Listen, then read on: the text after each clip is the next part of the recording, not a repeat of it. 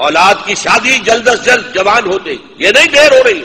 یہاں تک فرمایا ہے کہ اگر دیر کی ہے تم نے اور تمہاری اولاد غلط حرکت میں ملوث ہوئی ہے، گناہ تمہارے اوپر آئے.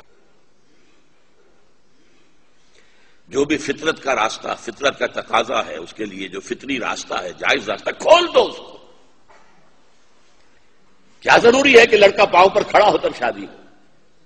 والدین شادی کر کے لائیں. پرانا ہمارا معاملہ کیا تھا؟ والدین شادی کر کے لاتے تھے. اسی لیے آنے والی بہویں بھی انہیں اپنے والدین سمجھتی تھی. آج تو بیٹے نے شادی کی ہے، بیٹے نے اپنے پاؤں پر کھڑے ہو کر، اس کی بیوی کیسے محسوس کرے گی اپنی ساس اور سسر کو کہ یہ بھی میرے والدین ہیں؟